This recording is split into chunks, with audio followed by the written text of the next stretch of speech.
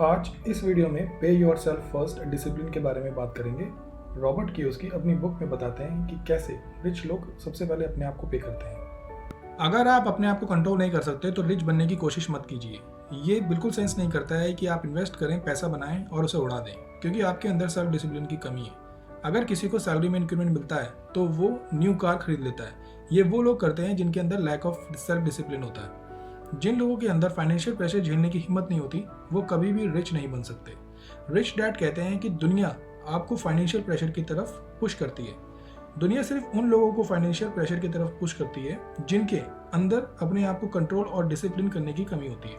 पे yourself first statement famous writer George Clason की book the richest man in Babylon से लिया गया है।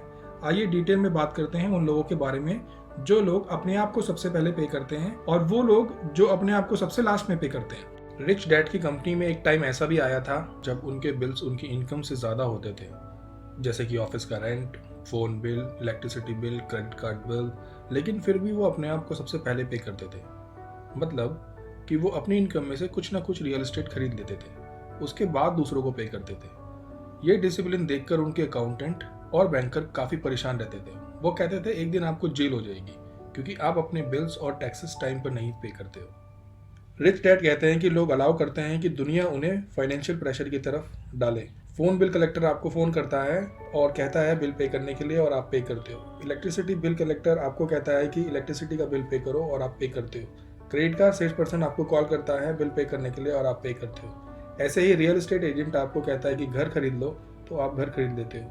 रिच डैड कहते हैं कि जिन लोगों के अंदर इन सब के अगेंस्ट जाने के गट्स होते हैं वही रिच बनते हैं। दोस्तों, इररिस्पॉन्सिबल नहीं होना चाहिए। वो लोग जिनका हाई क्रेडिट कार्ड डेट नहीं होता वो लोग अपने आप को सबसे पहले पे करते हैं और उसके बाद दूसरे लोगों को पे करते हैं।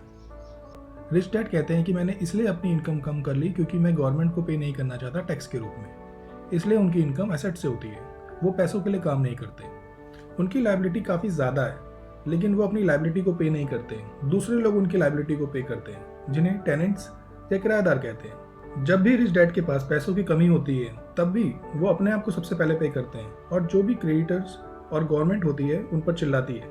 वो कहते हैं कि ये लोग मुझे इंस्पायर करते हैं और पैसा कमाने के लिए, ताकि वो अपने सारे बिल्स भर सकें और फिर वो इन्वेस्ट करते हैं और पैसा बनाते हैं। ऐसा नहीं है कि वो अपने लेनदारों को पे नहीं कर सकते। उनके पास काफ़ी सेविंग्स और लिक्विड कैश होता है जिससे वो सभी लेनदारों को पैसे पे कर सकते हैं, लेकिन वो फाइनेंशियल प्रेशर में नहीं आना चाहते और अपनी सेविंग्स को टच नहीं करते। पे योरसेल्फ फर्स्ट डिसिप्लिन को सक्सेसफुल करने के लिए दो बातों को हमेशा ध्यान में रखना चाहिए। पहला, कभी भी ऐसी पोजीशन में मत आओ जिसमें कि आपको बड़ा उधार देना पड़े। अपने एक्सपेंस को हमेशा कम रखो। सबसे पहले अपनी असेट्स बनाओ और फिर उसके बाद बड़ा घर और नाइस कार खरीदो। इंटेलिजेंट लोग रैट रेस में कभी शामिल नहीं होते। दूसरा, जब आपके पास पैसों की कमी हो तो प्रेशर को बिल्ड होने दो, लेकिन अपनी सेविंग्स और इन्वेस्टमेंट को मत टच करो। उस प्रेशर से अपने आप को इंस्पायर करो जिससे कि आप न्यू तरीके से पैसे बना पाओ। फिर उसके बाद अपने बिल्स को पे करो। ऐसा करने से आप पैसे बनाने की एबिलिटी को बढ़ाते हो। पुअर लोग ऐसी सिचुएशन में गलती करते हैं, वो अपनी सेविंग्स को यूज़ कर लेते हैं, लेकिन रिच लोगों को पता है कि सेविंग्स पैसा कमाने के लिए होती है, ना कि बिल्स भरने के लिए। दोस्तों, वीडियो पसंद आया तो लाइक और सब्सक्राइब करो और बेल आइकन को दबाना ना भूलें।